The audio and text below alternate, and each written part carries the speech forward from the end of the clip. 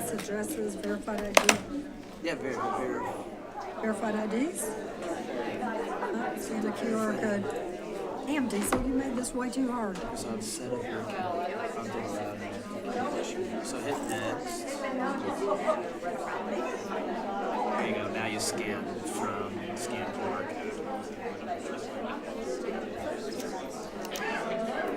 Ta-da! Yeah, there we go. There it is now. Last time we had a turnout like this, it was the safe outdoor space. It was all the bench food service community, and they brought dogs. It was for the project that they wanted. It had a lot of pushback. I feel like people that give the most pushback are this demographic thing. So they're in support of it. I don't know, I'm not foreseeing. Yeah.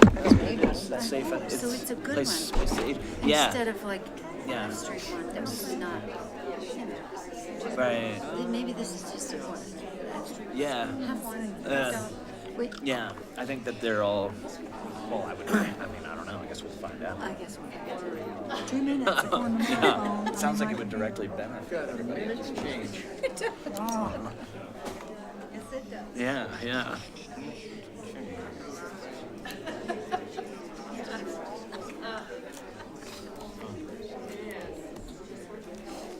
oh yeah, I remember all this stuff.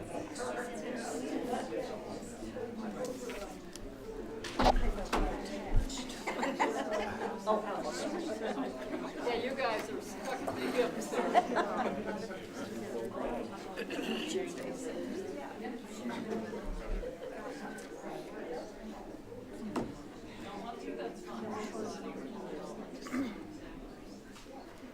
Did you eat a sandwich? I didn't really have time. I just had enough time to grab chips. I got here super late. It was so good. Nice. Yeah, I didn't see you in there. They were giving out sandwiches from Punch Pub in First Week at the hospital, so I tried them before. They're really great. Gosh, it was delicious. Yeah, they're great. We're gonna need a bigger boat. We're gonna need a bigger room.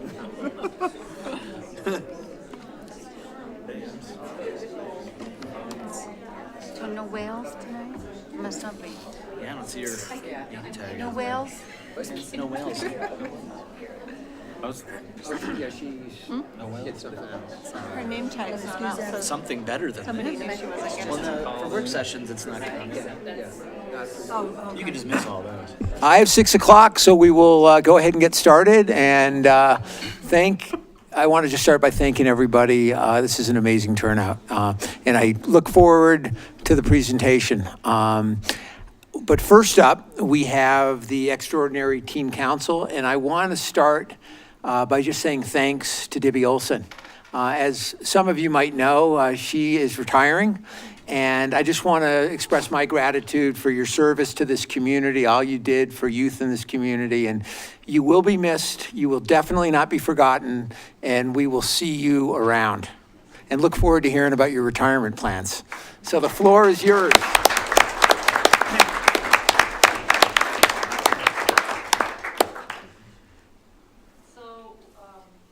We're changing it up. We're doing Plan B because Stella, I guess, couldn't make it.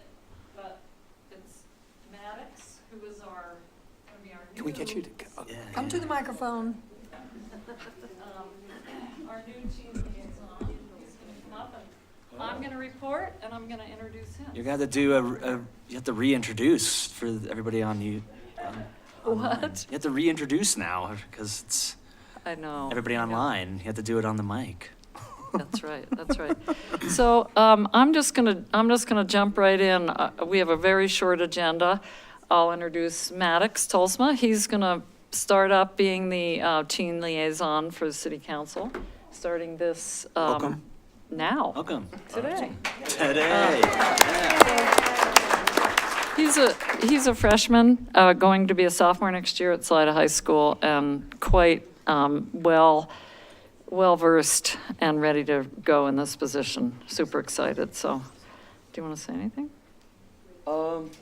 yeah, I'm Maddox and Oh, go make sure you buy the mic. Mike, because it has to be on the record. yeah, I'm Maddox and I'm excited to join this, and it's a really great opportunity for me. So, thank you. Thank you. So I'm Stella tonight. You guys all have a copy of the SRO survey in your Yep. packets, I believe, so we don't need to spend a lot of time going over it. Just in summary, I think it would put the program in a pretty good light, a little more favorably than the last survey. Kids feel that they are represented well and supported by Bree, who is the SRO at the high school. They feel connected to her and they feel like she would support them, and that it means everything. They would like to know more about her and her role and that sort of thing. And some of the things that they would like to see or have her come into advisory and do some more informational type presentations that they would learn about the legal system and so on. So I have shared this with Jesse Hull, the principal at the high school. So he is aware of it as well and felt it was very favorable. Do you guys have any questions about the survey or what was presented or? I do. I mean, just what was provided, some of the answers were kind of cut off. Is there like a hard copy where we could see kind of like the full responses? Because, yeah, I guess it couldn't really fit on the Oh, okay. page. I think what I shared with you, can you go down to the short answers? I think I only shared with you sort of a summary, is that right? Yeah, it was just a, You're talking about on the left where it says creates a physically safe, Yeah. SC. yeah, like where it just What's the kind rest of of it? goes Okay. Shoot, okay, yes. It'd be I just will- cool to just see all those responses and I'll info. find a way to do that, yeah, I'm sorry, I don't that's- know why I did that. It's fine. I'll do that. Any other questions, or? You could just landscape that and then make it fit, and then send Thank you. just that to us. Thank you, I will do that. Tech professional. Okay. Hello, I've been on computers a long time. So more work to do, but I think we're moving in the right direction. Just a couple of other updates. Thursday, we're gonna be doing mocktails again at Sunfest. Thank you, Justin, for helping us sort that out in Bones. We are presenting, Justin, Stella, and myself are presenting at the Shared Risk and Protective Factor Conference in Keystone next week on this partnership that we have with with teens. We did an online version of it a month ago and super excited about that. I think that's it. Am I missing anything? I don't think so. Okay. That's what we got. Great. Thank you. Thank you And so much. Congratulations. Thank We're going to you. miss you. Yes. I'm not going anywhere, so you'll see me All around. right. You know, there are a lot of witnesses to that last comment. I might go on some trips. Record. Thank you. Just as long as they're not one way, we're good with it. There's chairs there. Yeah, I will. for us. I'm going to. And I just want to thank all of you for giving us this opportunity Yeah. to put teen voice in the conversation. So thank you. Thanks for Thanks, doing Debbie. this. Thanks, Maddox. Before we move on, I see a bunch of people sitting in the back. I want to mention we have some additional chairs here, and the press does not bite. And there are 2 seats next to them up at the front. I mean, they might, but yeah, they might bite us sitting up here on council, but they will not bite any of you. I'm gonna try to stream it in the tenderfoot room. Okay. Okay. And is that chair there, up there, looks free as well? Oh, yeah, there's one up here. Luce, is that chair open next to you? Okay. Okay. All right. And there's chairs over behind that. Oh, yeah. I missed that. Come on up, Jane.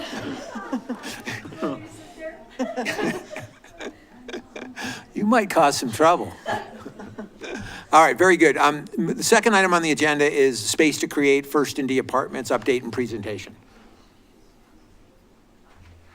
Hey all, I'm going to introduce this online. I'm unfortunately under the weather today, so I can't be there in person, but we have Charlie Deese from Cushing Terrell and Andrew Michelson from ArtSpace here today to provide a little presentation and update about First and D Apartments. As you all know, we had an open house in March. That was followed up by a survey. And these two gentlemen and their teams have updated the option for the first of the apartments. And I'm just going to go ahead and let them take away at that. I'm available for questions as needed.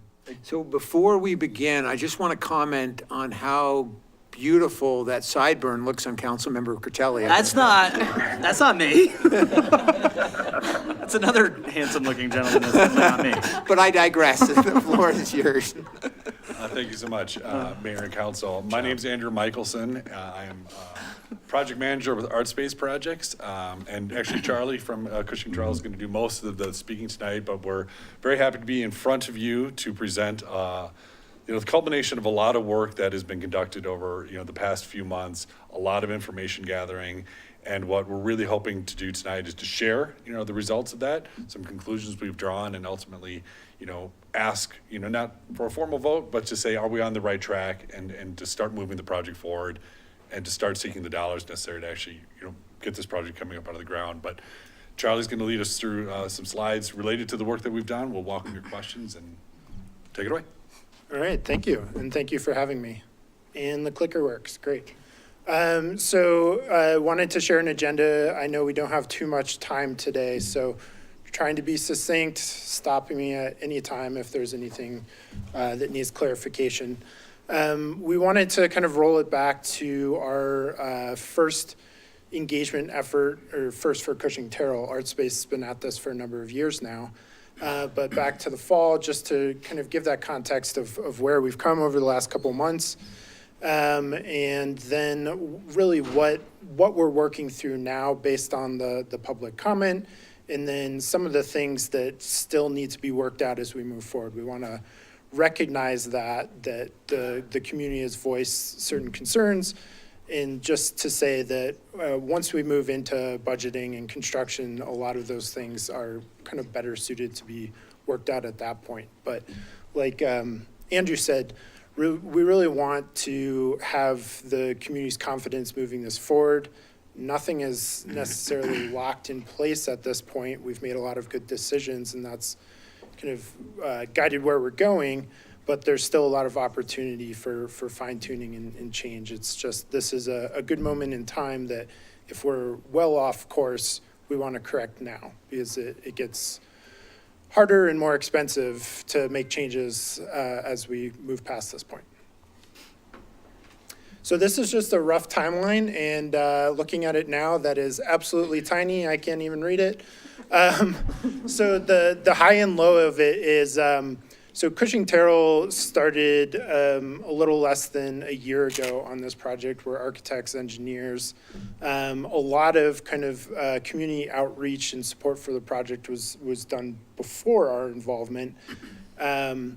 So back in the fall, October, we really presented to the community about some of the basic constraints of the project. So how we were approaching a fairly tight site, and the parking and unit counts we were trying to achieve. And at that point, not really sure of what we could really achieve with it, but still doing what we can to kind of gain some preferences on this or that in terms of how the building might orient itself, some of the characteristics, those things.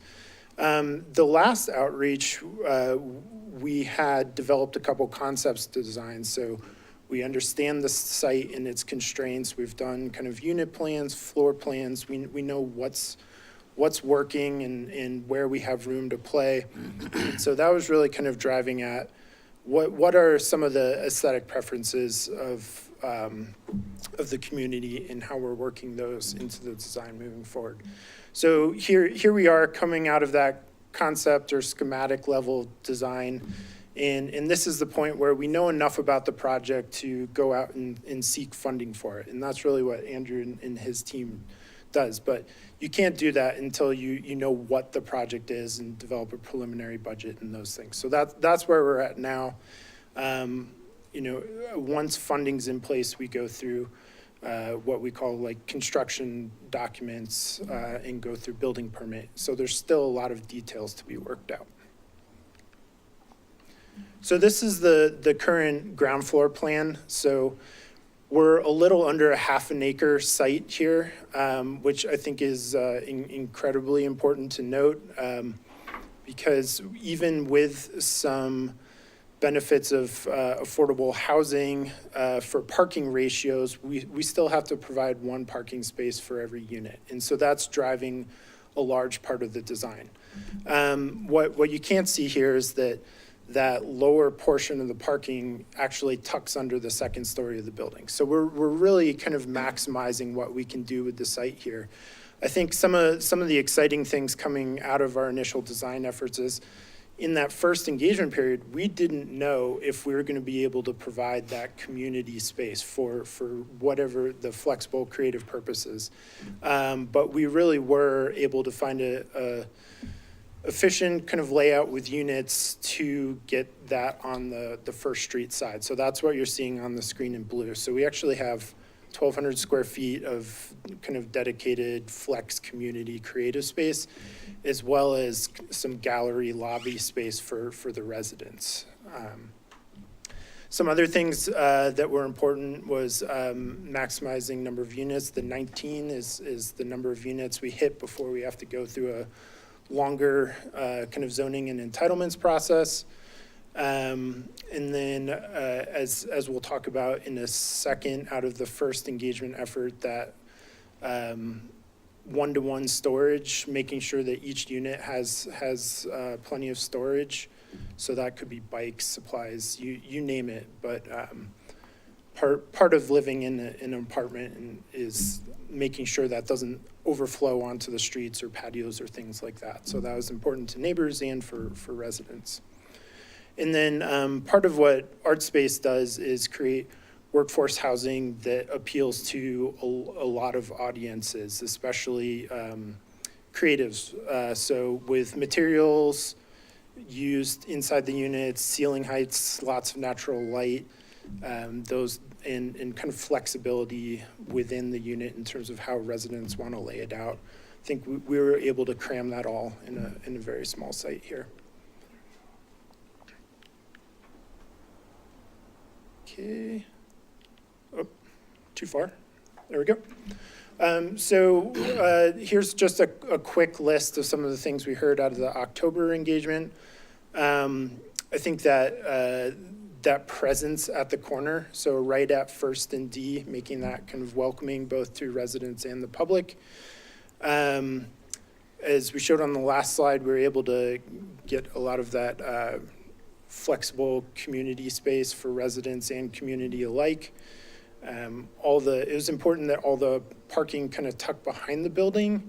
Kind of the last thing you want in this downtown fabric is to be looking at off-street parking right off the sidewalk. So I think that was a win. And then, so we are in a historic overlay with this project, but it can't be emphasized enough how much the community wants to see that extension of the historic district. So we're not in the historic district, just outside of it in the historic overlay. And then, through that effort, we also went through kind of what we call precedent study. So at this early point in design, you can't just throw 1,000 iterations out there and see what sticks with the community. So we leverage existing examples in Salida, as well as similar examples of projects elsewhere to kind of get that sense of where the community wants to see it go. And so this was just a sampling of the projects that were highlighted as best fit for our site and our project, precedents in Salida that are not a good fit, and then some favorites of other places outside of Salida. And so this is really all kind of building our arsenal for, as we're getting into design, where do we start? So just last month, what we presented was 2 concept options. Really, there's a lot of similarities in the base building, so the actual layout of the interior spaces.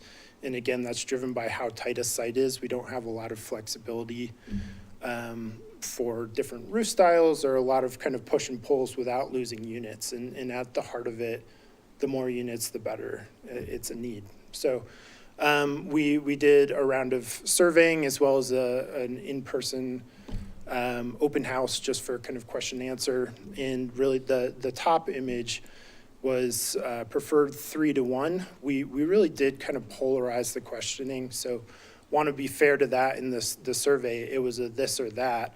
But we also gave opportunity for comment with each of our questions, and that's where a lot of valuable information is. So not only, okay, this is the general preference, but the commentary is how we fine tune it. So concept one, really that kind of traditional red brick that you see all over town, I think is what drew a lot of people to that option. It's small on the screen, but there's a little mural there kind of celebrated at the corner. Just want to reiterate that is a placeholder. Ultimately, we want that mural to be kind of community driven, whether that's residents or the broader kind of creative community here in Salida. So that's just a placeholder, but what we heard loud and clear from the public is they want to kind of celebrate that with this building. We also heard there's plenty left to do, and no surprise there. I think as architects, we like to tweak right up until the end of design, hopefully not changing the budget. So what we heard is, especially on the D Street facade, is really breaking down the scale. So what I mean by that is, as you can see on the image there, what we presented, it's one material for a long kind of span there. So I think we're limited in what we can do kind of pushing and pulling off the sidewalk without eliminating square footage in the units. But we at least wanted to eliminate some of that kind of perception of length and mass of the building. Strong preference for an all brick building. So we'll show you how we're trying to resolve that within the confines of a budget. I think heard it in multiple comments, but that idea of creating something timeless, I mean, that's really why Salida is celebrated, is because of the timeless appeal of the downtown. We're not here to replicate that, but we want to complement it. So not choosing anything that's too much of a fad with materiality or style. And then we provided the survey in, I think, the packet that was sent to you, and that has some details on material preferences, and that's something we'll kind of carry forward in the design. So really today, what we wanted to kind of share with you are some of the refinements we've made to reflect that feedback from the public.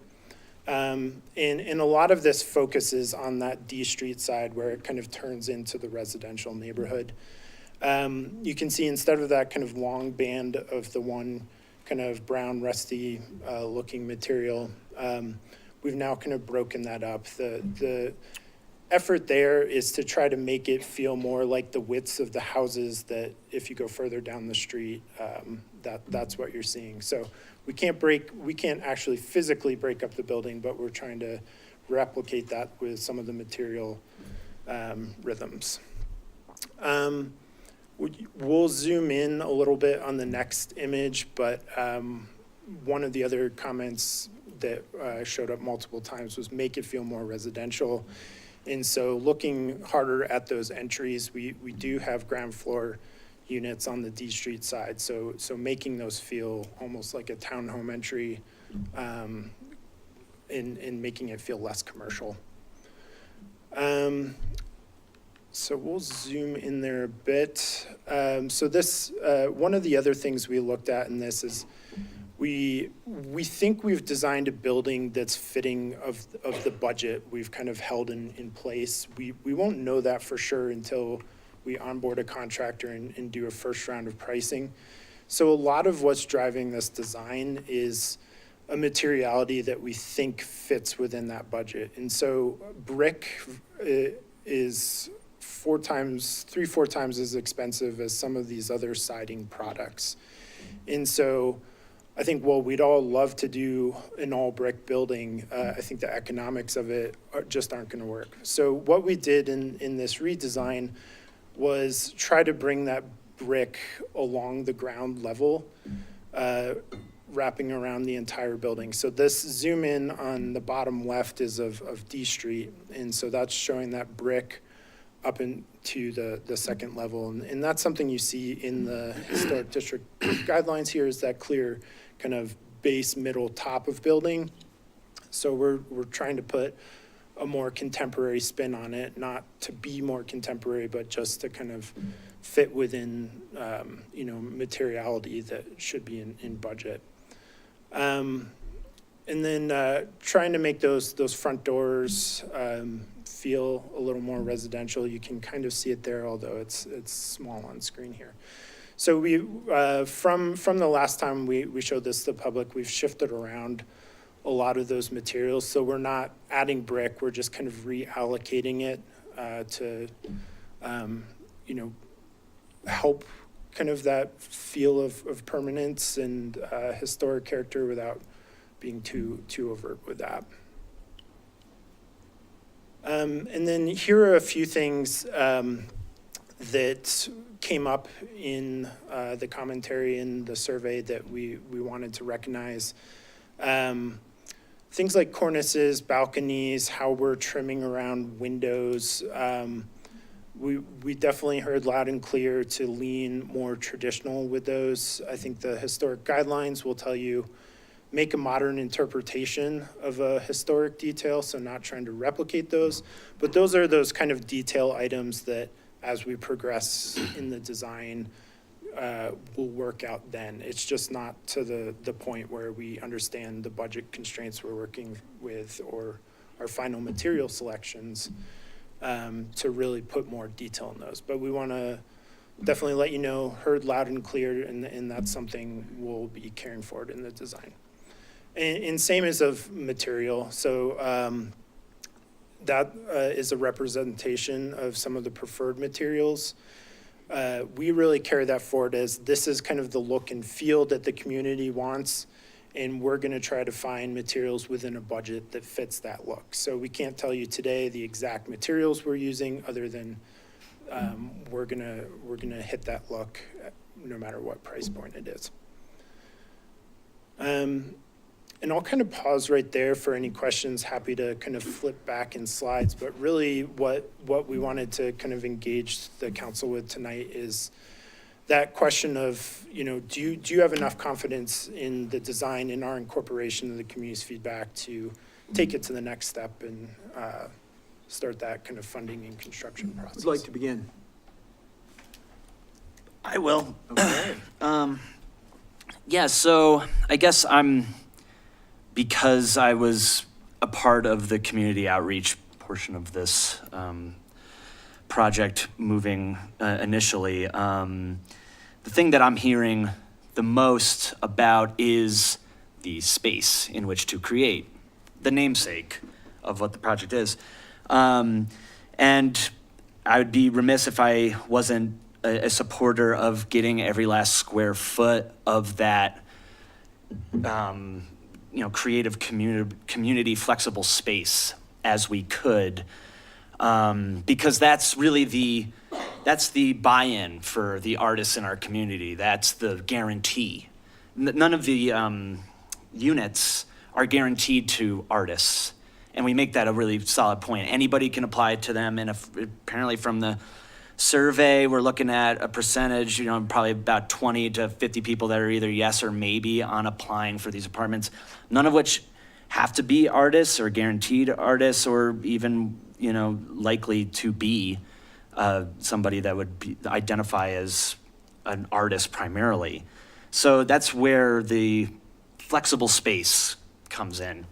And what I'm hearing a lot of is, say, an average space of like a theater is 2,400 square feet, which I guess is just an average on the internet. That's like an ability to have a performance where there's like an audience.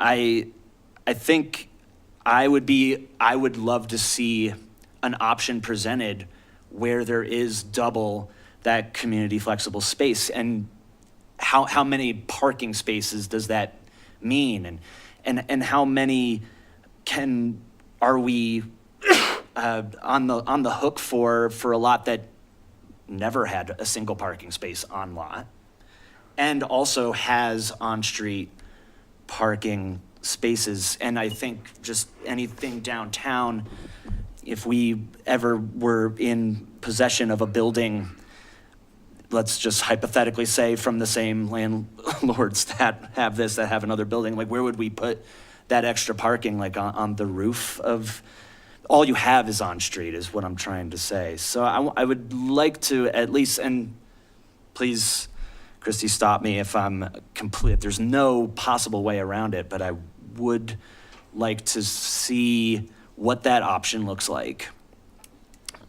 Yes, something, Christy? I think there are options for everything. One of the directions that staff took from council was wanting to utilize the space as is with the least amount of variation from our codes. So by creating this concept with the maximum number of units, the requirement for parking for each of those, this is an administrative process and does not require us to ask the citizenry for a vote, and which moves this forward more quickly. So that's where the direction came from. I guess my question then would be to council, if we think that the juice is worth the squeeze. If what I'm hearing from a lot of our artists is that they would like to see more creative space or space to create, is that worth asking the question of, is that worth a couple of, or however many, I wouldn't even know how many parking spaces I would mean. Especially when we're considering on-street. I think last I heard it was 7 or 9 on-street parking. Do we know? Do we have a number on that? They said they were doing one parking place for each unit. Well, right, but I'm saying the street frontage parking as well. How that equates, how that gets factored into the equation. Anyway, is that something, an option worth pursuing? Is more space to create worth that, is that worth the squeeze? And I would interject by saying this has come up in our conversations, kind of a desire for black box theater. There's really no set size for a black box theater. I think another thing to highlight is, as soon as you create a space that, and pun intended, sorry, as soon as you create a commercial use, we're adding more parking to it. So right now, these are really looked at as kind of resident amenity spaces that are available kind of for rent for the public. So the other thing about a theater, and I'm just laying it out there, I don't really have an opinion, one way or the other, but that needs a higher ceiling. You're not gonna wanna put units over top of it. So it's gonna have this excess impact on the site beyond just, losing parking or having to go through a variance process or something like that. So Well, there's no units proposed for that, over that flexible space as is. there is, yeah, there's a second floor with, So- with 4 Okay. units there. I see. If I could also just add, from Art Space's perspective, we've done a number of projects very similar in this approach across the country, and we frequently hear there's a desire for a black box and, a ceramic studio, and we always have to distill what the site can, accommodate, what are we trying to, put forward first and foremost, what does the code say, and strike that balance. And a lot of that is what's reflected here is, we heard loud and clear, as many units as we can. We've achieved that both, by site constraints and also by this administrative review. But not to toot our own horn, but I think that, the Cushing-Terrell team has done a really good job of maximizing what spaces we do have and can provide that aren't exclusively residential.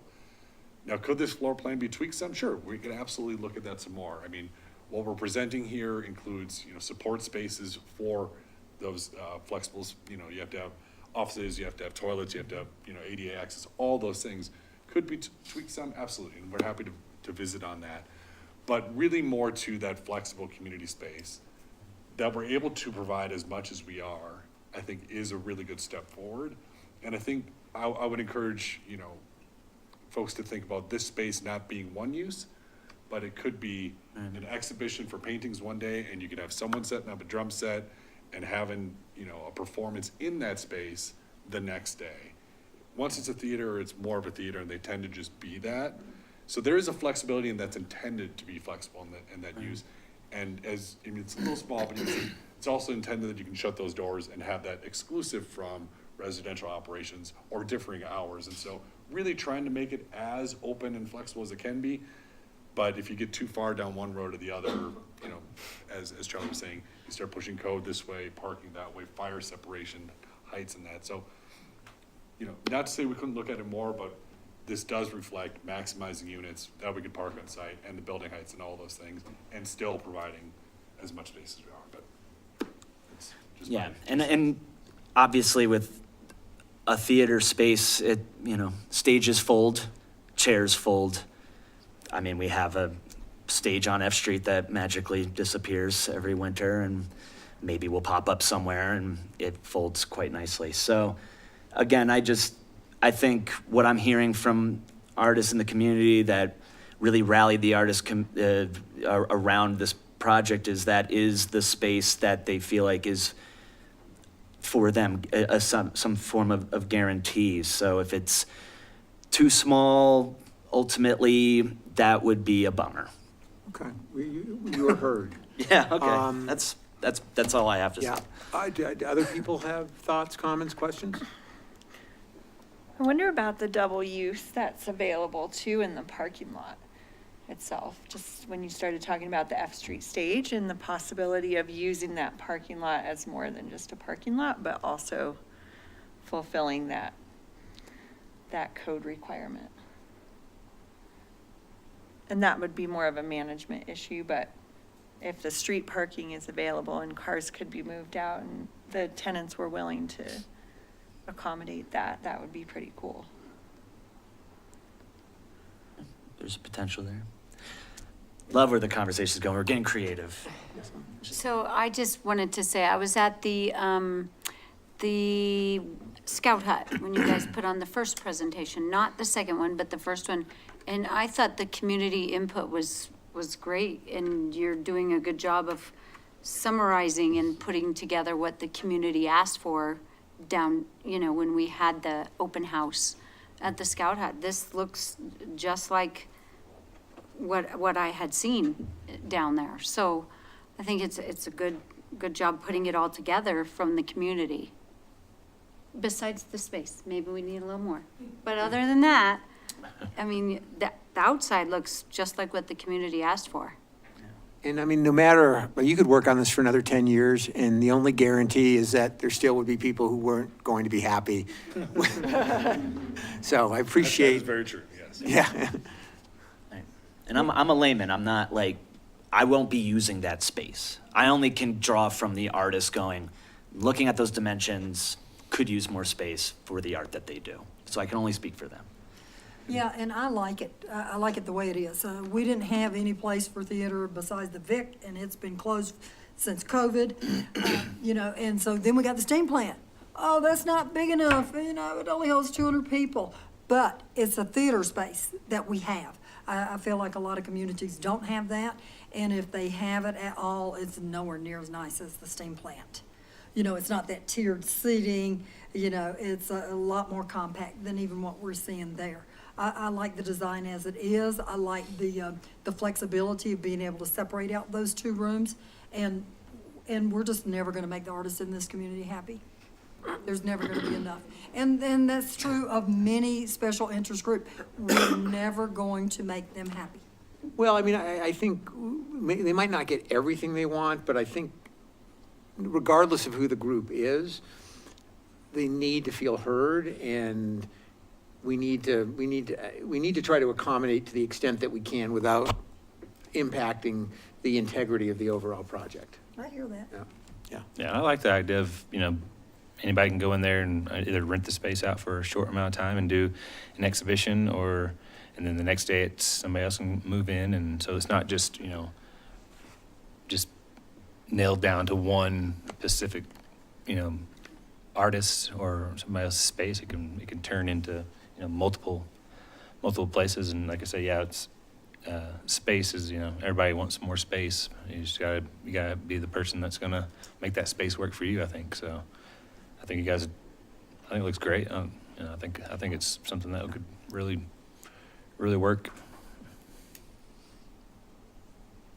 So I will just add, as we're looking at those spaces, we absolutely can relook at those floor plans within reason. I don't want to speak too much for the design team.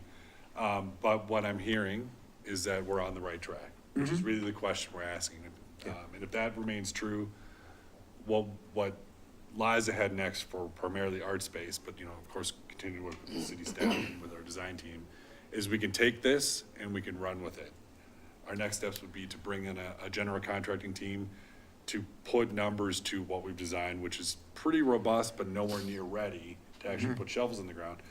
Put numbers to it, make sure we're on the right track, and then also go seek those dollars. So that's really what our immediate next steps are. Okay. And we're chomping at the bit to do that, but didn't want to go a step too far until we've had this conversation.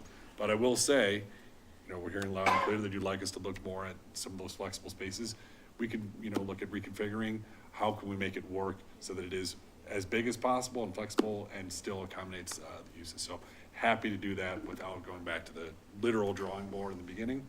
And we can revisit on that, before we come back for permit. That would be greatly appreciated. Just the willingness to work with us on this and try to figure out that issue to the extent that we can.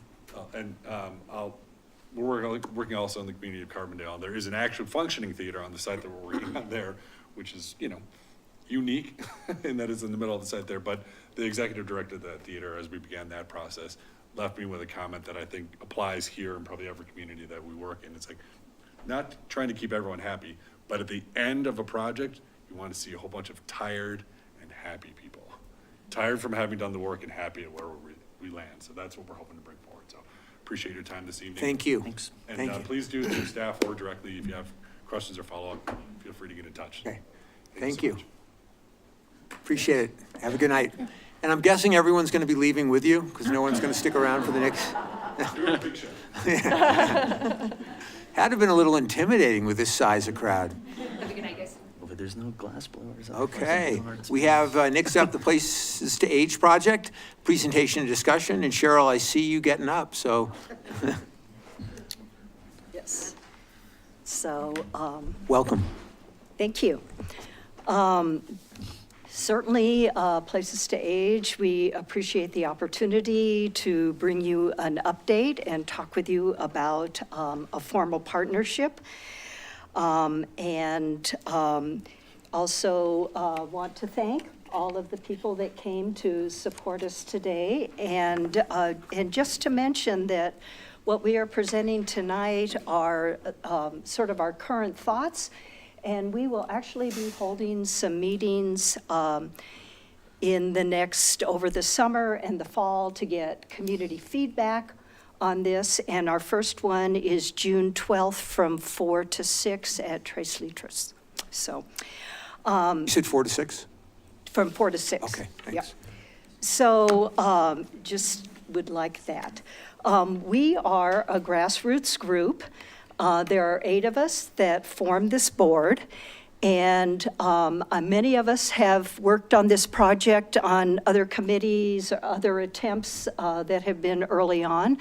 But I'm thrilled to be involved with this group. It's a great group. We have connections to the business community. We have connections to health agencies, to housing, and we have a representative from BV, although most of our other members are down here. But anyway, we are working along on this, and Andy and Dee are our co-chairs of our group. So I just wanted to run by, our goal is to have assisted living and memory care into Salida, in the county. And that is, I guess, what we would call our first goal. Our long-term goal is to have a full continuum of care in the county. And so I don't know how many of you have had relatives that have been in some sort of a facility. But just to quickly run through this, of course, independent living are people that are still really independent, and they're usually 55 and older, and you can go down to places like Scottsdale or the Front Range and see some really fancy communities and really extensive communities. And so lots of those are just people's choice. They're tired of mowing the lawn all the time and want to do some different things with their time. But when we get to assisted living, that's a different situation. And I think for many of us, we have had lots of friends that have had to leave the community because their spouse is having difficulty or whatever. But we would like people to be able to stay here. The people that live in Salida love Salida. The people that live in BV love BV. And so we want that to be an option. And assisted living, of course, that is a stage where people need some kind of assistance. They may need assistance with getting in and out of the shower. They need assistance getting around, but are still very active and involved and play bridge and go fishing and that kind of a thing. Memory care is, I think, a very critical need here. I was just reading something about how right now it looks like 10% of people over the age of 65 are getting Alzheimer's or frontal lobe dementia or some kind of issue with that, and definitely need special care with that. And then, of course, the end of the continuum is skilled nursing. And we do have a skilled nursing facility with Columbine. It is very old, and there are some new models for that, but just kind of wanted to run through that for everybody. So we are now our own 501c3. And a great deal of thanks to Patty Arthur, who donated her time and energy and expertise to help us achieve that. We started out under the Chaffey County Community Foundation, and again, want to give a special thanks to Betsy Ditterber because she has provided just phenomenal guidance to us and has really been of assistance in getting us started. We are in line for a 10-acre donation of property to do this on. The full property is 43 acres, and we will shortly be filing papers with the city for the annexation of that 43 acres.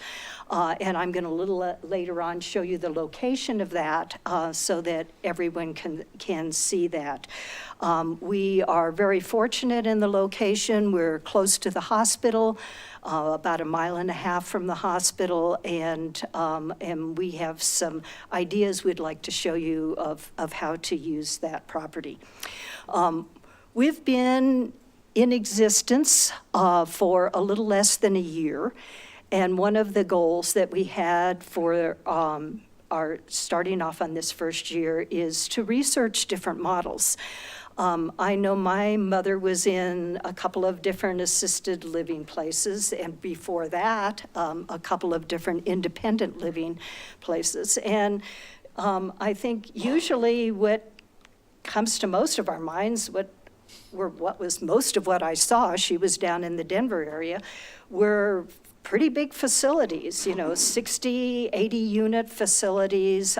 People had an apartment that opened on to a hallway, and then on the first floor you had some common areas where you could have people come in and play music or a talk or something, and then you had the dining areas. Well, when we got into this and started looking at different models, there are all kinds of different creative models out there that I had never seen anything about before.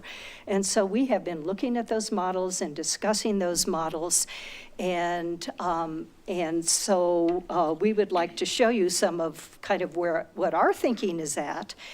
And a big thanks to Bob Grether, who has just donated a phenomenal amount of time and assistance and expertise to us, and taken the ideas that we had and sort of laid them out in this drawing. This is approach that sometimes is called a greenhouse approach, but what they are sort of like home style facilities. Each of these is designed with about 14 residents in each of these homes. And of course, you have this cluster where they're all together. So this shows, I hope I can get this to, okay, I can see it up there, but I don't know what happens to it when it hits the screen. But 4 of these buildings are assisted living buildings, and then the 5th one on the, maybe it'll work here if I do it lower. No. This one here, in the lower left here, is the memory care unit. There are lots of exciting things about this model. For one thing, the staffing is very different than what you usually see. People that are in there as staff, they do everything. They provide the care, they cook the food, they do the cleaning. It's sort of like if I were taking care of my mom in my own home, I would be doing all those things for her. And they are trained not only to do that, but kind of to develop a relationship with the people that are in the home. And instead of the apartments opening onto a hallway, they open onto common space. To a large table where everybody eats together, or couches where everyone can exchange. So you have much more of a community kind of feel in these. You notice there's lots of green space for people to be able to be outside and walk around. There's flexibility if somebody really is into gardening, you know, they just need to let that be known, and you can work on something like that. Some of the units maybe even have a doorway to the outside, so if you have a pet and you want to have that pet be able to go out, you know, you can do all those kinds of things.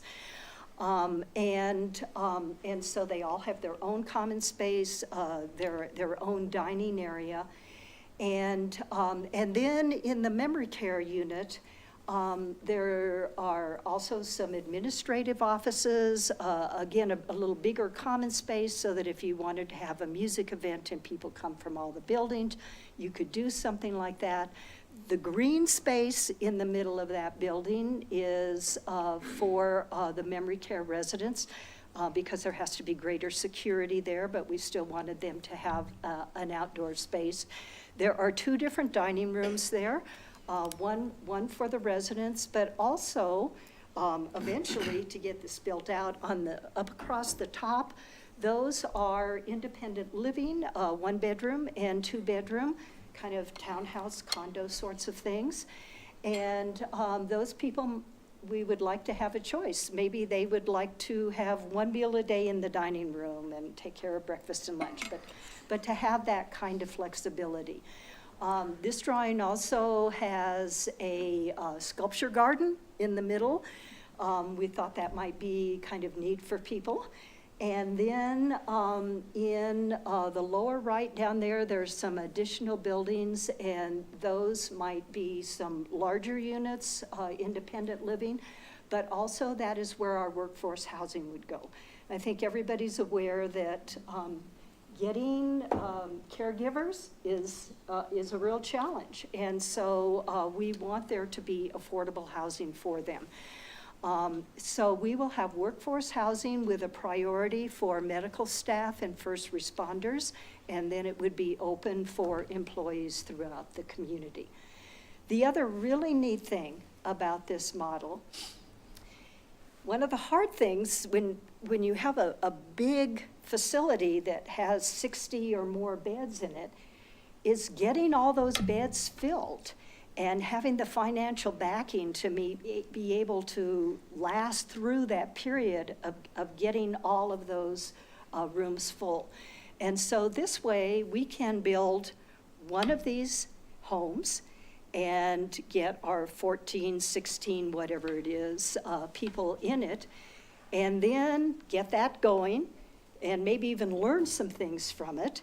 And then we can build the second one and get it going. So we're not in this situation of having empty spaces.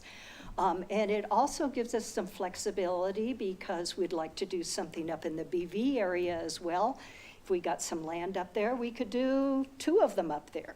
But it is a really, really neat model, I think, for things like that. And we are hoping to get, like I said, get a lot of feedback from people on if this is the right way to go, the right direction to go in. And so the other thing I wanted to show you is the location here. So I think you can see the red circle that's available there. So the road in front of that red circle is County Road 120. And you'll see an intersection up there to the right, above the green area there. And that is the intersection of Holman and 120 and 140. And so that whole 43 acres that's in there is in the kind of turquoise color. So it's in between County Road 120 and County Road 140. And the red circle is the 10 acres that we have chosen for the donated land that we will get. And thanks to Bill Omquist, actually, for doing this map for us. So, other updates that we would like to give to you, we have also been looking at operators. By an operator, we mean basically a management company that comes in and does the daily running of these areas. They hire the staff, they train the staff, they do the schedules, they order the food, take care of the laundry, all that kind of thing. And Bob Morosco has been great in joining us in meeting with some of the operators, and we have 4 operators who are already expressing interest in this, and possibly a 5th one. This is a massive undertaking, especially for a group. We are not developers, but we are trying to do a development. We're on a giant learning curve.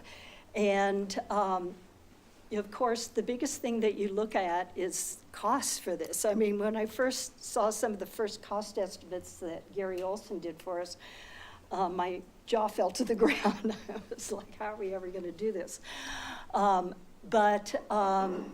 So we, of course, are looking at how are we going to get a loan to finance this. And we have contacted USDA and have met a couple of times with Kevin McCain, who is the Colorado director for USDA. And we do qualify as a rural development project. And USDA has done a number of projects along the same line as this. And so Kevin has gone through every step with us that we need to do, because we need to, as we go through this whole process, I'm so glad we contacted him at the very beginning. We have to do everything right all the way through so that we qualify to apply for a USDA loan. Now, we may have other finance opportunities that show up along the way, but at least we know we have this one. And he has just been great in helping us through that. We are dealing with that. Challenges, our biggest challenge, I guess, is learning everything that we need to learn.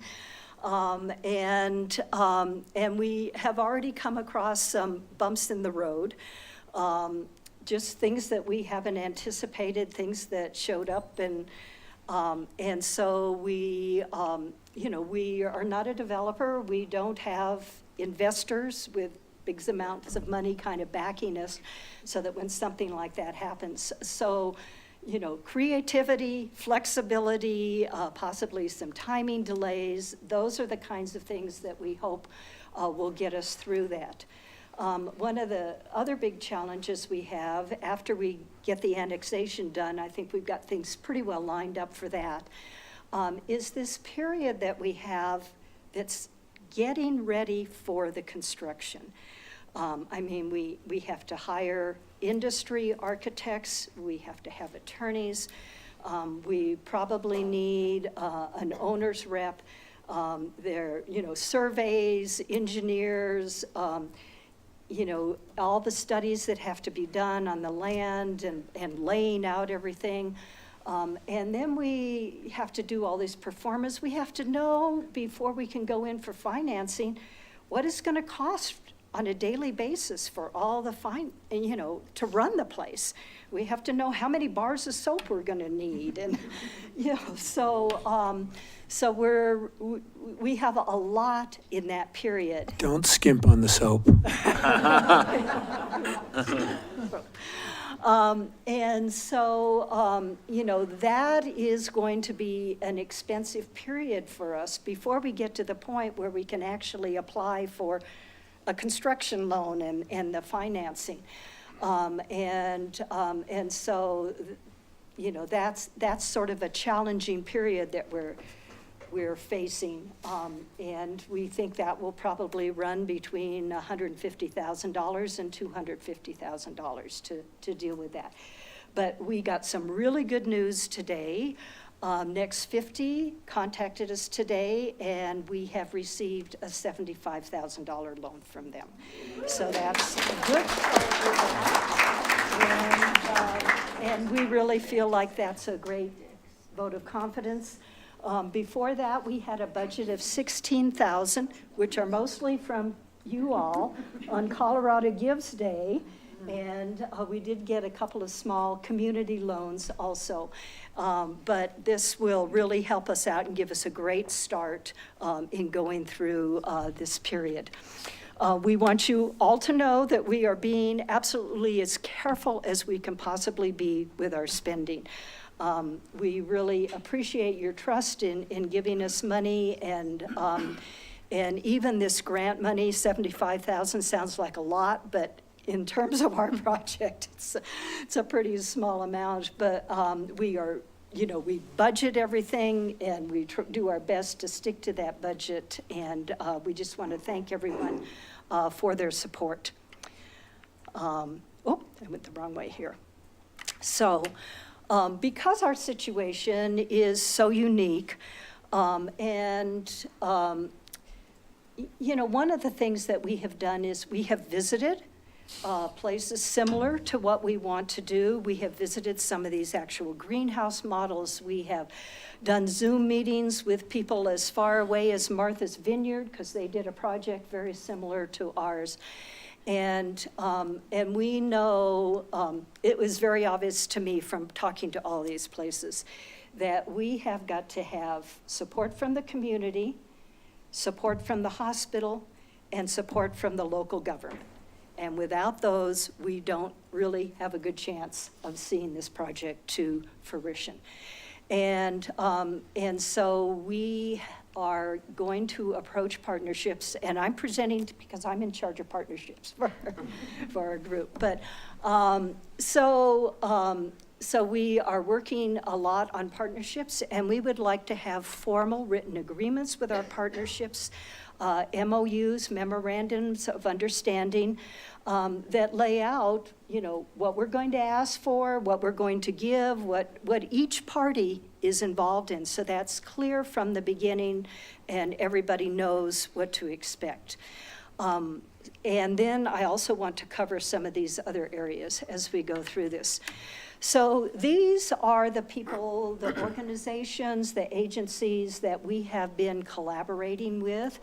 Right now, we do have a written partnership with the Chaffee County Community Foundation. We will be continuing our relationship with them, even though we are our own nonprofit at this point. We started out under the Age Strong Coalition, and we have had great support from Public Health. We have been working very, very closely with the hospital and some of the other health agencies in town. And so we'll be continuing to work with all of these groups. And as we get to the point where we know exactly what we want that relationship to be, we will be doing formal written partnerships with all of these agencies.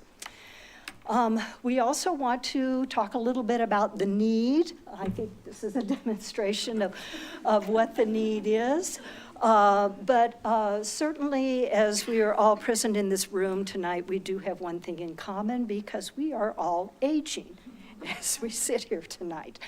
And when we look at the stats for Chaffey County, and these are from both the State Demographer's Office and also some market analysis studies that we did, 27% of our county is 65 and over.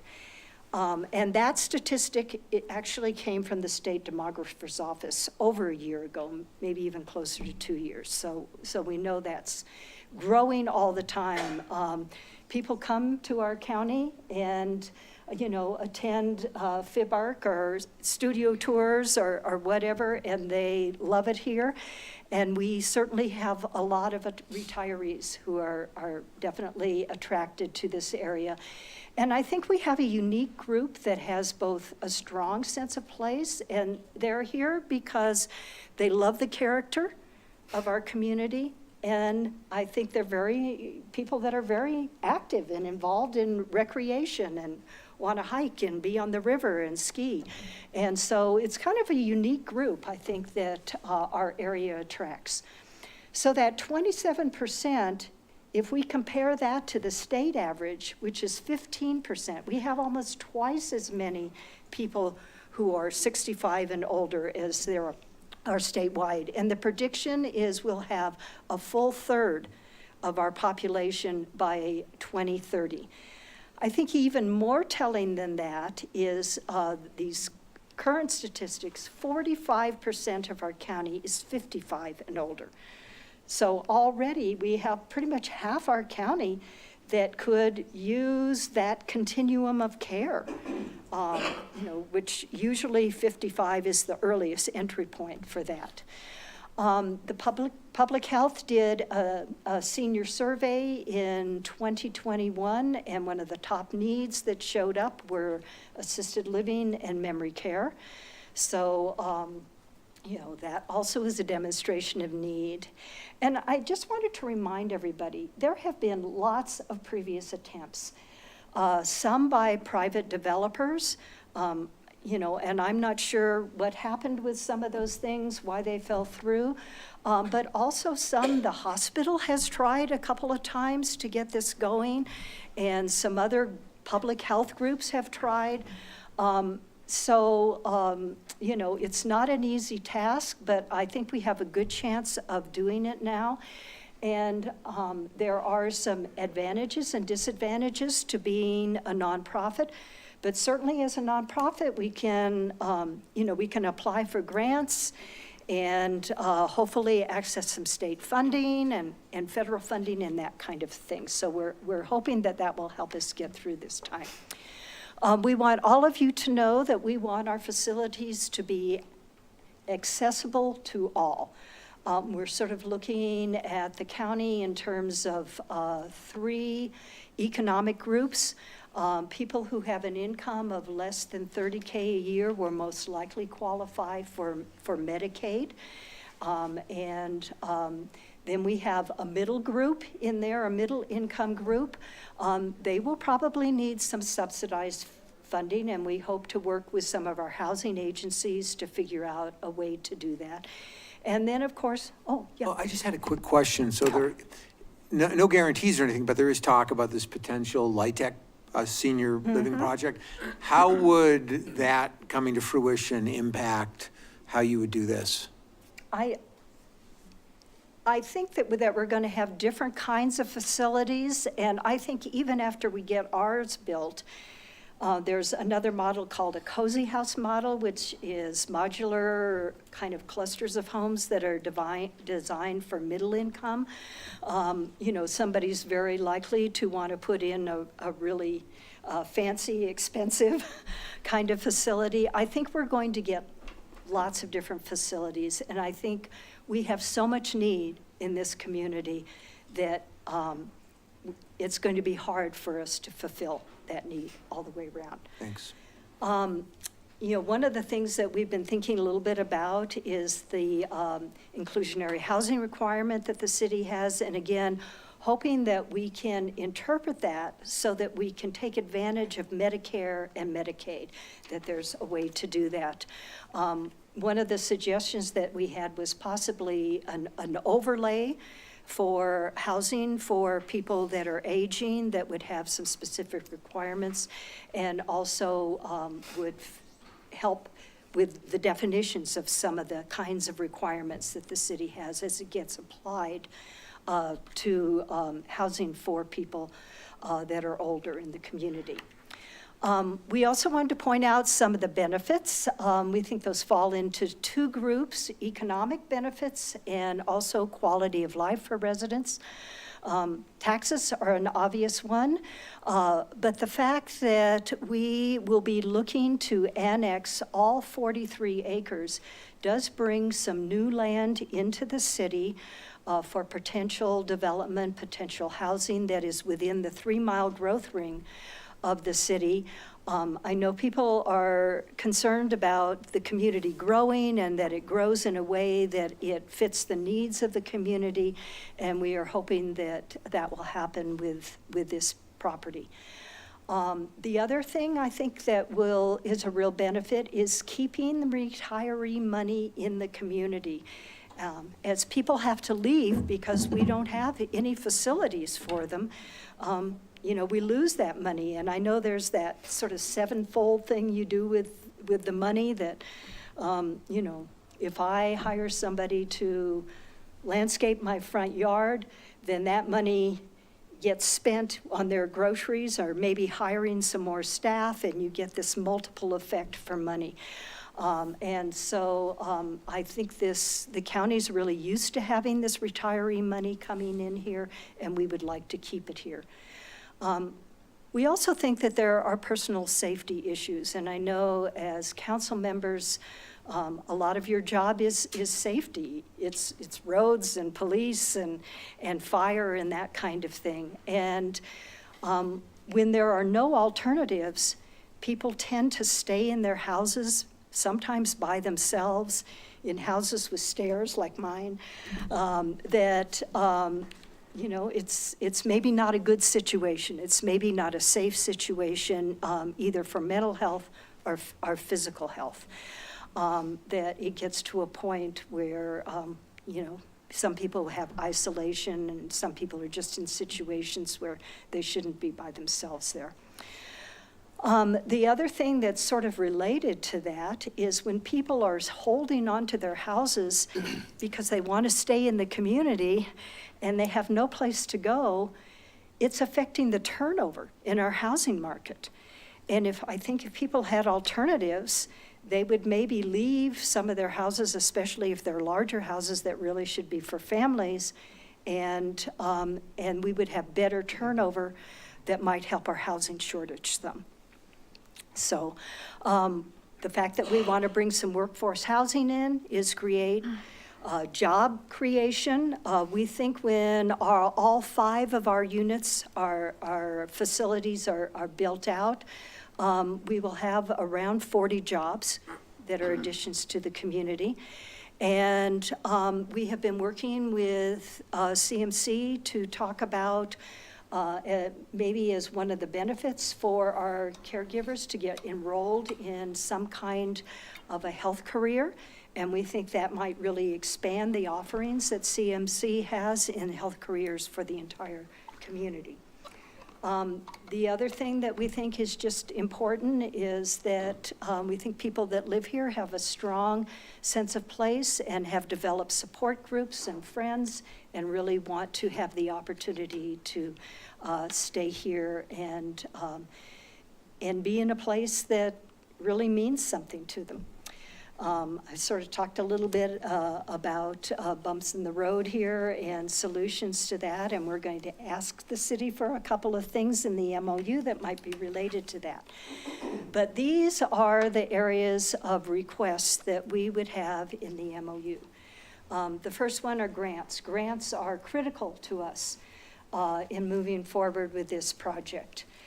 The city has already written letters of support for us, as have BV and the commissioners and public health and, so on. But the other issue with grants is there are some grants, particularly state grants, DOLA money, that we do not qualify for as an applicant, that would be absolutely wonderful for us to have access to. But if we had form a partnership with the city, we're willing to write the grants, we're willing to do the budgets, we're willing to follow up on all the reports. But if we have a formal partnership with the city, and the city could be an applicant, then that really helps us out with having access to state funds. When we first started this out, we were really looking for a planning grant, and DOLA has a great planning grant that would be perfect for us. And when I contacted the state office and talked to people there, they told me that, yes, they had actually done some assisted living projects in the past, but they had run into some difficulties, and so they had a moratorium on that right now. And what they were trying to figure out is for people that qualify for Medicaid, you know, how does the housing office pay a certain amount and then the health department pay a certain amount, and how do all those issues get worked out? So they are in conversation right now, those two different agencies trying to figure out some of those issues. And at some point, they're going to finish that and lift that moratorium. Well, we're never gonna know when that moratorium is finished up, and they've worked all of that out, but the city probably will get notified. And so if you would just let us know about things like that. We certainly don't expect staff to look for grants for us, but, you know, if they find out about something that would be perfect for us or get information on something, that would be great for us. You know, obviously, we're trying to really keep our costs down, and we would like to request fee waivers for our project. We feel we are doing a project that is for the community good, and that we would like to do that. I know that water and sewer, of course, are the biggies when we come to that. And we would also request that we be classified the same way as affordable housing, because we are providing affordable housing to aging people in the community as well as the workforce.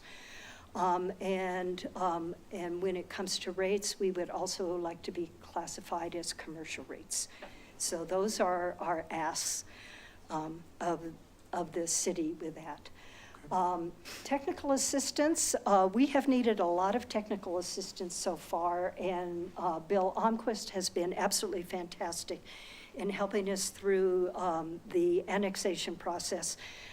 I know we have probably driven him crazy with questions that are. We do the same to him. Yeah. So.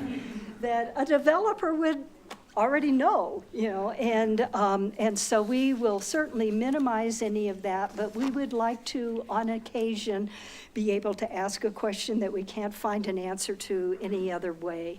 And we would also maybe like the city to share with us RFPs for construction, those kinds of things that we need a sample to go by, you know, so just a few asks in that direction. Next steps, we'd love to get some feedback from the council on what your ideas are and suggestions in us moving forward. And hopefully, if you are interested in a partnership with us, that you could identify, I don't know, staff members or some council members or P&Z that might meet with us to actually work out the details of an MOU. So, Betty, glad to answer any questions that you have or hear your comments. Thank you for a really thorough presentation. Appreciate that.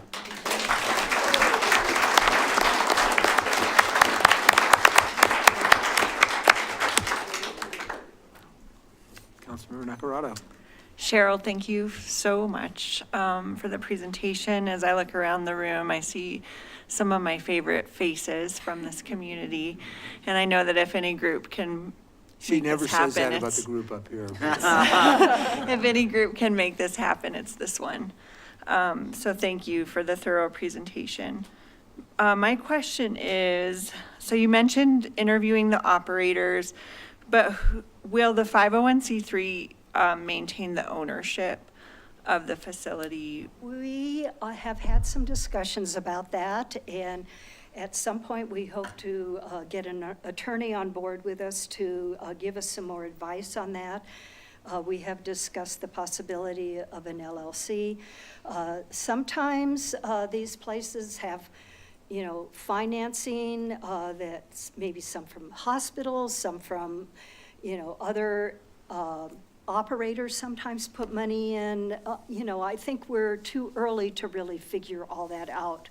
But we have looked at what some other communities have done along that line. Thank you. And then just to clarify, 2 more questions. Did you say that the workforce housing is included in the plan and the design for? We'll do the assisted living and the memory care first. Then our next project will be workforce housing. If we're going to have staff be able to staff these, we've got to do that right away. Yeah. Okay. And the 10 acres were donated of a 43-acre total annexation, but not 43 acres donated? No, 10 acres out of the 43 acres, but all 43 acres will be annexed. Gotcha. Thank you so much. Yes. I just had a question about other communities. And I know you just mentioned it to her, but are there other communities that have done something very similar that are local, what I would call mountain towns, communities like this? Yeah, we have looked at some of these greenhouse type models in a couple locations. Longmont is one of them, and it was great to go see, but of course, Longmont's way bigger than we are. I think I mentioned that Martha's Vineyard, they have about 5,000 population in their city, and they have done something similar like this with a nonprofit board. So, of course, a lot of these developments are done by private developers or very big nonprofits like Good Samaritan or Cassia. Those are, we think of them as big companies, but they're actually very large nonprofits that have a lot of these kinds of facilities all across the state or all across the country. I wanted to say I'm really appreciative of the focus on the workforce, having witnessed during COVID at my mother's memory care out in Seattle, these workers. Really fell apart for, yeah. I mean, workers couldn't live anywhere near the facility, so they had to take public transportation, so it raised all kinds of equity issues. And, ran the risk of bringing that into the facility. So do you have a sense of how many there would be when you get to that? We have space for a number of buildings to do that. And like I said, when we're fully built out, we're expecting about 40 employees. So I think it's too early for us to actually say that, but we are certainly looking as we do performance, as we go into the planning with this, and we'll in some ways rely, as we get a relationship with an operator, to give us some guidance in how many of those units we would need. So. I actually have one. Just about the park space that's we thinking that this will be a kind of like a flow through to the rest of the community, or I know you mentioned security. I don't know how much you plan on maybe having gated or kind of separate from See that big green space there? Yeah. It looks like an arrow. Yeah. That's our donation for park space, open space. So there will be this kind of Right, so we flow-through will element. actually only have 8 acres for us to work with, and then some additional acreage will be donated from the property owner. Okay. All right. Okay, go ahead, Aaron. I just, what a great presentation you put together, and the location seems like a great great location, as you said, real close to a little bit of everything. And I think by the time, this all comes to, I mean, with the growth of the town already with Angel View and everything coming out towards you guys, that by the time this is ready to go, I think you guys aren't going to be very far from, from your taps. By that time, like sewer and water is going to be right there at your doorstep waiting for you. And so, yeah, it just looks like a great all-around project. Yeah, and we are hoping that some of the other property that will get, coffee shops and, some other kinds of things for people too. Oh, yeah. Thanks so much, Cheryl. This was a beautiful presentation, and I really appreciated the review on, almost half of us are over 55, And so I'm going to pose a question that you can't answer. When aren't we going to need this? Is it going to wind down and no one will be living there after 100 years or something? Because it's a long-term need. Justin's going to come along. Yeah. And it's not just something that would be nice to have. It's something that's really essential for our community, I think. I'm already over mowing my grass, so. What's the age limit of going? Council exceptions? And we also know that, people that are in their 40s are, at this point, may have parents that, are by themselves, that they would like to be able to bring to the community here and be able to be around that parent and help them. And Yeah. so that's another, Yeah, I wish you all the best. I mean, Yeah. it's just a Thank you great so project. much. I love the whole concept. Thank you. And I've loved seeing the evolution of this. Thanks for all the hard work so many of you put into this.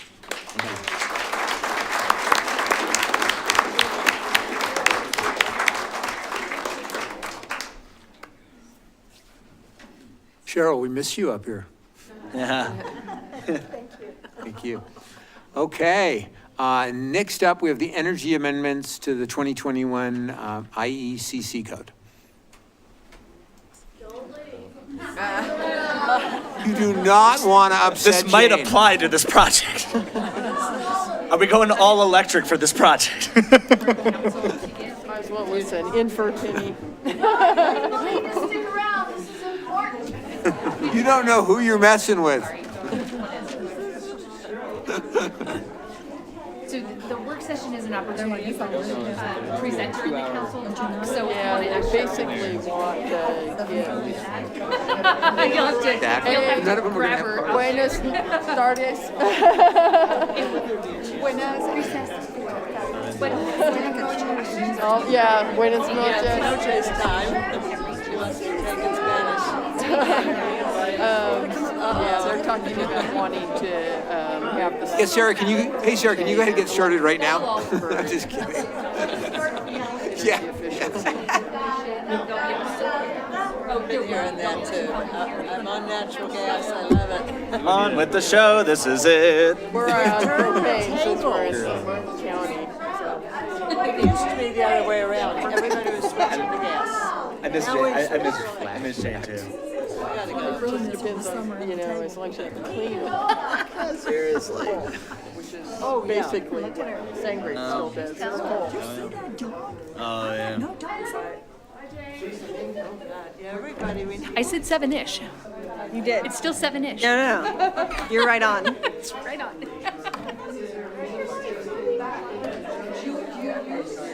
Wait, I need a pee. The anticipation is I know. You guys are so excited about this. it's building. It's building. More people are staying than I thought they would, so. Yeah, I'm hanging. This could apply to this Shut the door. to this giant project you're trying to do. They'll figure it out.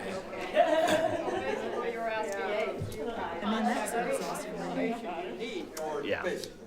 And it totally was. All those seniors, they don't care about sharks. Only their own projects. I know. Is every special interest group? Guys, this could apply to shuffleboard and croquet. I know. It's unruly. Justin, I bet you're a really good bridge player. Travel around. I mean, with this population, yeah, you have to be. Cutthroat.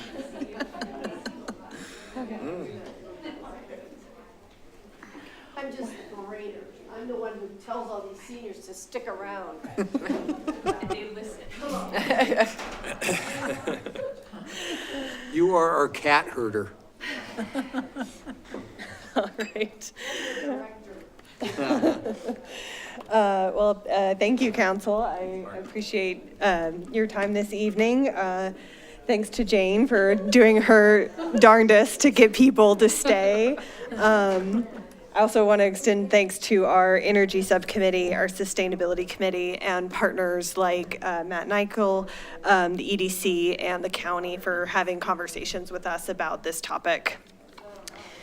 So, because we all love a table of contents, what we're going to be talking about today is a little bit about our climate action plan and energy action plan, what spurred this on, transition into our energy codes, address some questions that I think we all have about these changes, and then end it with your feedback as council.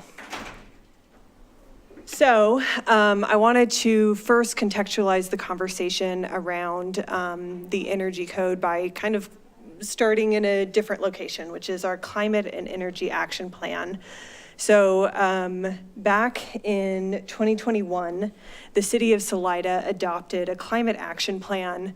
And the goals in that action plan really reflected the state of Colorado's goals. The state of Colorado's goals was to reduce greenhouse gas emissions by 26% by 2025, 50% by 2030, and 100% by 2050 compared to 2005 levels. Our energy action plan mirrors that by saying that we want to reduce carbon emissions by at least 50% by 2030 from a 2021 baseline and achieve a net zero carbon energy use by 2050. In that time, we also adopted an energy action plan with our partners in Excel, and we codified, I'm saying this generally, City Council did all of this, codified a sustainability committee.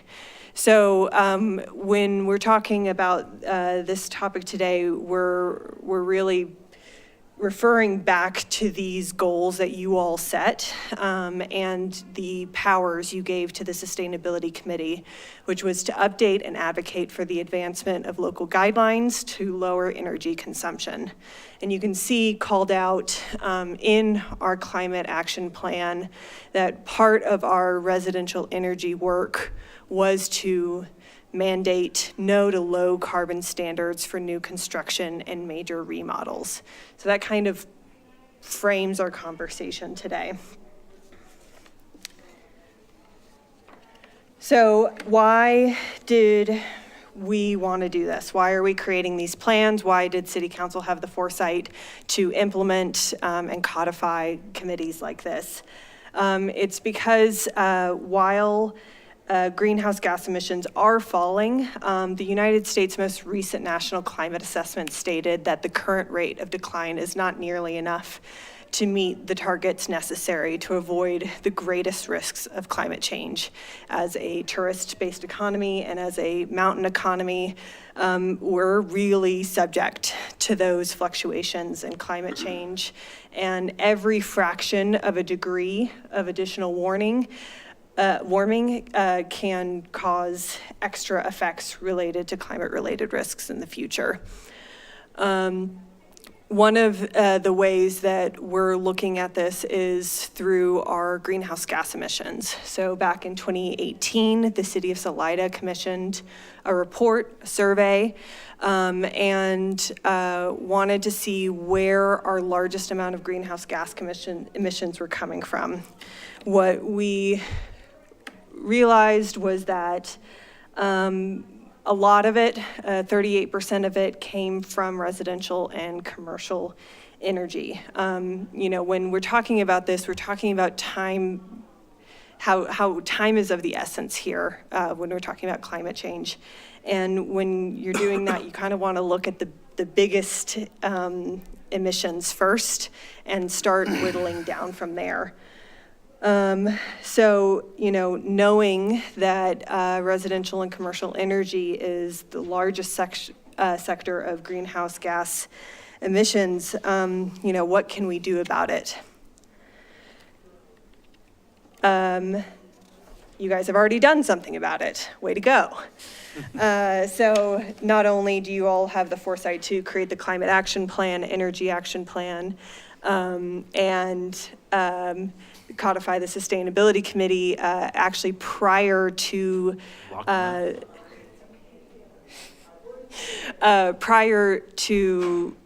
the state actually imposing legislation back in 2021, you all urged the county to adopt a more progressive energy code. You saw the writing on the wall and was urging our partners in the county to move forward with the adoption of the 2021 IECC. As a quick reminder, the city of Salida does not have its own building department. So that's why you all passed a resolution to urge the county to go for a more progressive building code. We can't really make changes on our own.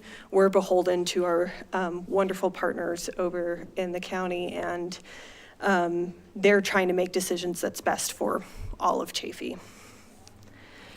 So, since we have then now adopted the newest energy code back in this year, so not that far back,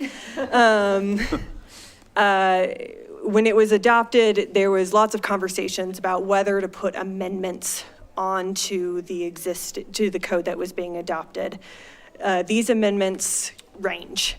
So currently, the 2021 IECC code, we have an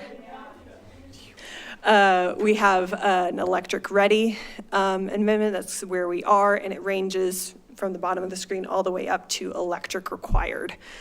So where we are is, that fossil fuels are allowed in new construction, but pre-wiring, you need pre-wiring for future electric systems, all the way to there is no fossil fuels in new constructions. That is electric required. It's the most progressive of the codes. The sustainability recognizes that while electric required is the most progressive option, it may not be the best option for Salida. We're wanting to support amendments that reduce the energy burden for homeowners and businesses while preserving a developer choice and options to meet energy efficiency goals. So that is why the Sustainability Committee passed last couple weeks ago a motion to recommend to council that you all consider electric preferred.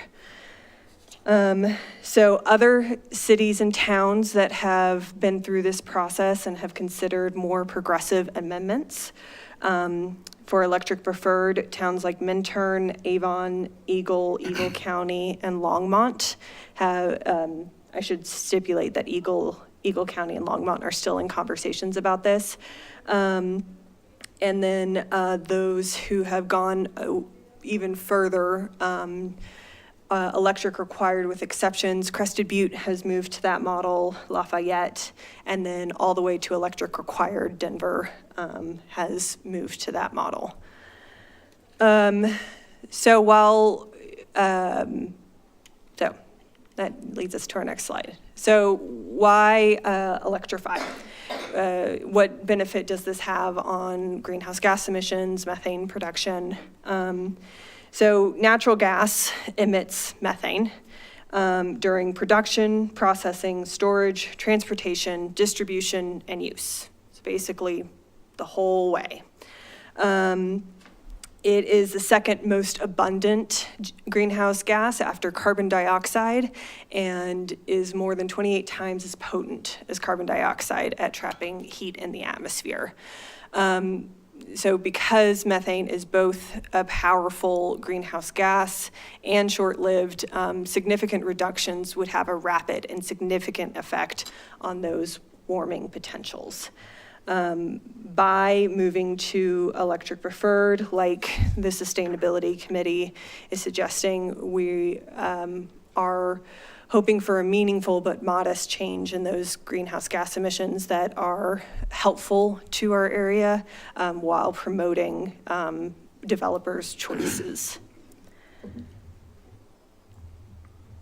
So, I think with any code change, we all have questions about housing affordability, impacts on local businesses, and whether our electric grid can even handle something like this. Those were the biggest questions that came out of our Sustainability Committee, and our Energy Subcommittee really worked hard on trying to address those. So, when we talk, as I go through these questions, I wanted to highlight that in your packet was the Lotus report. It is a contractor, a consultant from Eagle County. Eagle County had the 2015 energy code. They were considering moving to 2021, and we're wondering, what that would look like, what impacts would it have on their county, and what impacts would it have if they went all the way to electric required, or if they went to electric preferred, or somewhere in between. We found that, Eagle County is just around the corner from us. There's some really good comparables in the market. So we highly reference this report because it's there and we didn't have to commission it. We saved a little bit of money by looking at our partners and our neighbors. And I did want to note in their report, they were looking to go from their 2015 model to 2021, whereas Salida and the county went from 2006 to 2021. So we arguably did a larger leap. What the Lotus report found was that for housing affordability, it was unlikely to have a significant cost impacts on affordable housing. It was actually likely to reduce energy burden for low-income homeowners and renters, and it made the city or county more competitive for state and federal grants. You can see in teeny tiny handwriting or writing up there, basically from the 2015 energy code to the 2021 energy code, there was some savings, and then even some savings between the 2021 energy code to the 2021 energy code with electric preferred on it. Impacts on local business. This is a great time to remind you all that this new code only affects new builds. This code or amendment doesn't go back and retroactively change people who have already built homes and already have been living in them. It's only for new builds. So we're not coming for people's gas stoves or? No, Oh, no, that's a man. separate committee though. I'm getting flashbacks to that thing that went out in the Atmos letter a few years ago. Right. Oh, yeah. Yeah. We're coming. Exactly. No, that's Taking the my take guess. away your gas committee. It's separate from the sustainability committee. It's two very different. The Lotus report found that new commercial buildings would actually reduce energy burden for local businesses between the extra energy efficiency measures of insulation and things like that. We're kind of in a once in a lifetime moment with the Inflation Reduction Act and all of the money that our federal government is providing. And part of that is tax incentives for local businesses. And so by moving to a more progressive code, they would potentially be eligible for more tax incentives. And that's no small thing.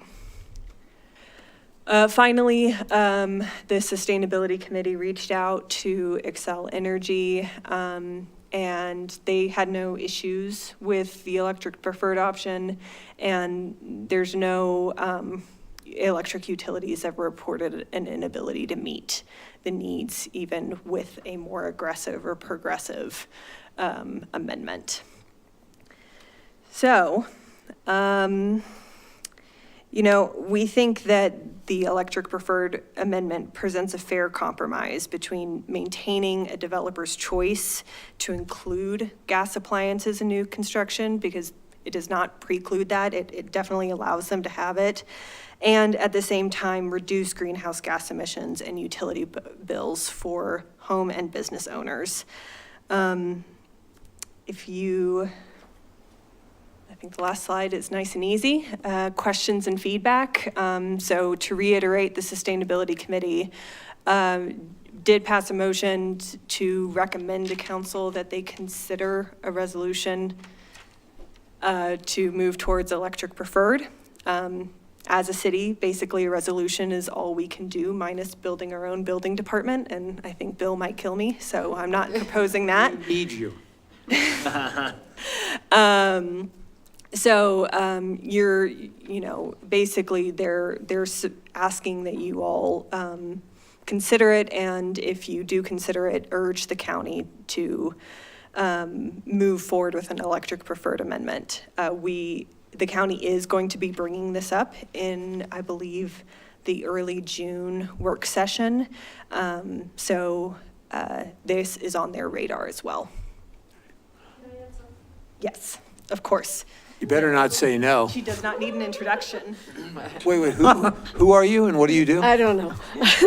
I just spoke with Libby Fay, who's mayor of BV, and asked her where they were. And she said their board picked a resolution in favor of electric preferred in March. So just so you know, that makes at least one other community there's only 3 of us, but that's one other community in the county that is also behind electric preferred. Thank you. Thank you.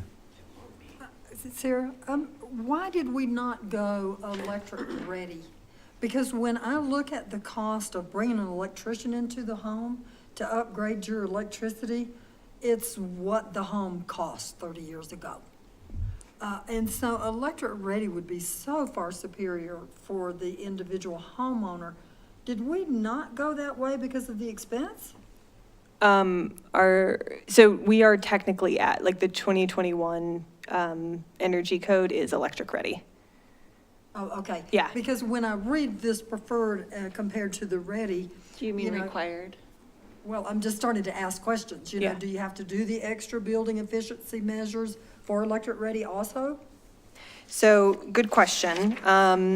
So you have to either meet or exceed what they set, right? You can't go Yeah. underneath. So the distinction is for electric preferred, you meet the base requirements for the 2021 energy code, and you include additional efficiency for compliance. So, the code package builds upon electric readiness, requiring all new construction to be electric ready, and encourages all electric construction through required additional efficiency measures if a building uses natural gas. So they can build all electric, or they can build with natural gas and adopt additional efficiency measures from commercial and residential energy code sections. So that's kind of the choice I'm talking about when I talk about electric preferred. Because what I read about electric ready is that they have to have electricity for the dryer, for the oven, for the HVAC systems, that specifically they have to have electricity for all those systems, assuming that over time, when my gas dryer goes, I'm gonna put in an electric one without hiring an electrician. This is saying, so electric ready is you're absolutely right. It's pre-wiring for electricity. Electric preferred takes it up a notch, and it's saying you're already pre-wired for electricity. And if you decide to use fossil fuels in your construction, you have to add some additional efficiency measures to offset those fossil fuels. Okay, I get it. Okay. So that's the best drop in fossil fuels at the top. Exactly. And it goes down. And it goes down. Yeah, I was getting those two mixed Yeah, up. So I realize I could probably have inverted that model. Councilmember Nacarado. So I wanted to address, a few months ago, when most of us were here and Councilmember Casper was still here when we adopted the 2021 Energy Code, and he did bring up then that we should go ahead and adopt the amendment for electric preferred. And my feeling at the time was I needed more time because I had a lot of questions, and it's a big deal and it's a big responsibility to be a part of this global energy transition.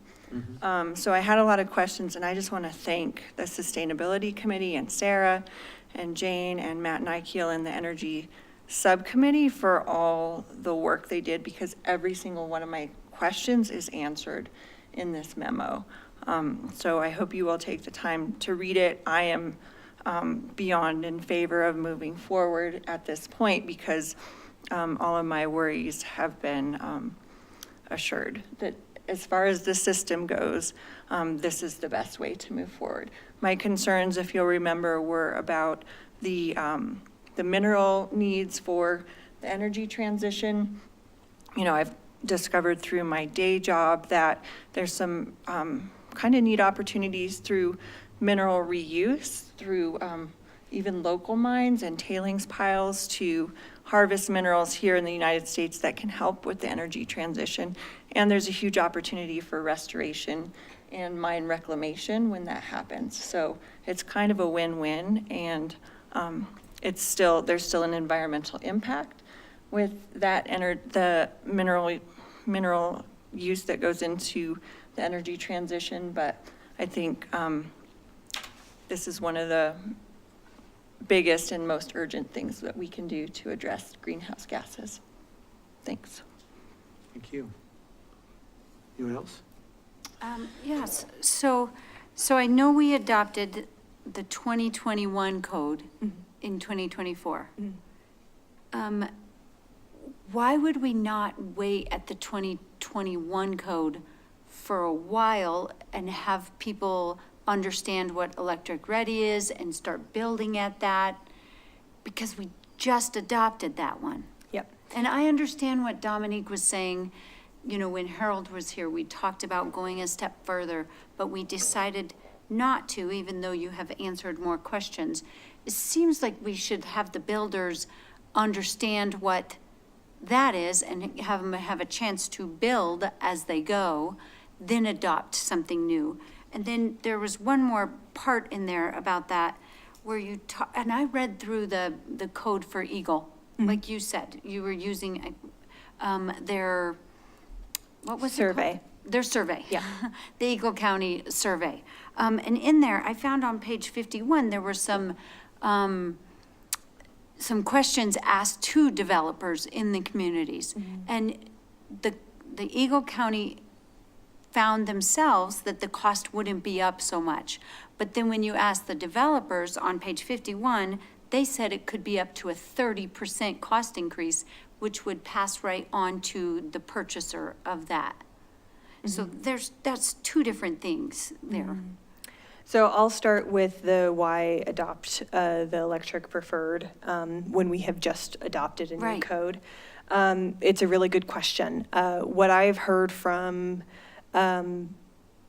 some builders and developers, I would not say that it is a consensus, is that, as it's almost easier to adopt an amendment to the code now while they're still learning a new code than to learn a new code and then switch it up on them and then adopt another one in a year or two's time. It's almost better to cluster these things together so they can be learning the whole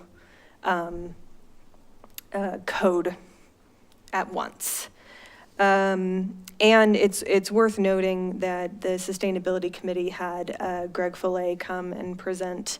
And one of, the things that he said was that a lot of the builders and developers he knows are already building past these measures. I think we have some really progressive builders and contractors and developers here in our county, and they've seen the writing on the wall.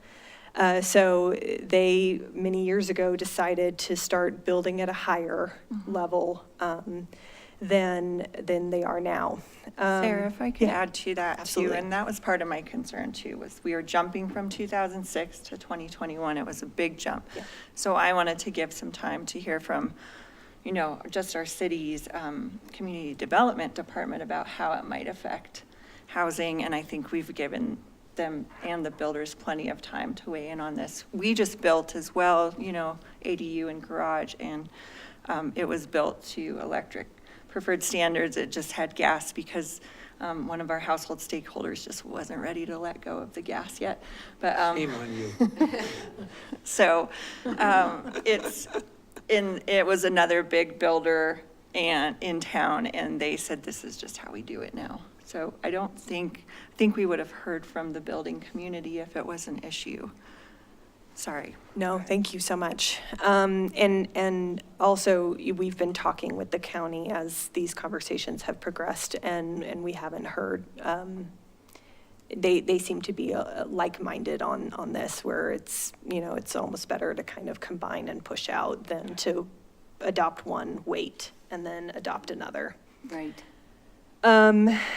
As to the second question you had, I think there's always going to be a distinction between what they found in the survey and you know, what people say. I can't speak to those developers. I will say that higher amount, the higher cost increase usually comes with like multifamily homes or commercial buildings. And in the report, it was, you know, the single family homes that didn't see a ton of change. And see, we're trying to kind of increase density, affordable housing, you know, they kind of go together with that. And so that seems like it would increase the cost of those more dense housing units. Potentially, the report also stipulated that, you know, that electric preferred, they didn't see a cost increase, again, on their end of the survey of more than $5,000. So I think there's always going to be a little bit of contradiction, and On the same page that you're referring to, I mean, they kind of generally say it's anecdotal information because the project team wasn't given any real numbers to point to what those contractors were referring to. So Right, I saw that. Right, so, you know, tails, I don't know, I like numbers better. And it seems to me that really we're hinging a lot of this on, this is probably an outcome that they're going to get to naturally anyways, with tax incentives and just the lowering costs of, you know, over the years. It sounds like this is just, you know, we're kind of heading there anyway.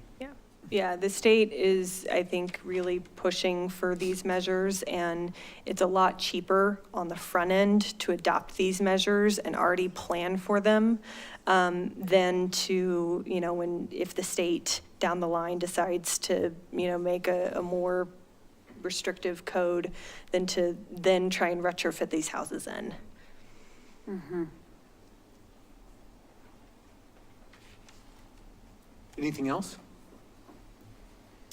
Awesome presentation. Thanks to you and thanks to the committee for all the work that you put Yeah, into thank you this. so much. Oh, yeah, I don't know. Is your seat low or something? What? I don't know. I feel low. Do you need to hear from us anything more? Yeah, I'm just trying. I know. That is interesting. I guess we'll see a resolution at the next council meeting. Yeah, I was thinking that. I was wondering that. I mean, you're. No, I gotta say, I think it was Christy that did it. First she mocked my sweater, then she created the disappearing shrinking Can't hair. see the sweater now, I can know. you? Everybody's like, I think we need to fix Jan's chair. He's wearing a sweater again. It's a good thing my self-esteem is not Yeah. linked to my I know. chair You're now. lucky I don't didn't have come a up and just Napoleon fix your chair complex. while I was kicking people out. Now, if this was Jerry Doll, attorney, I I know.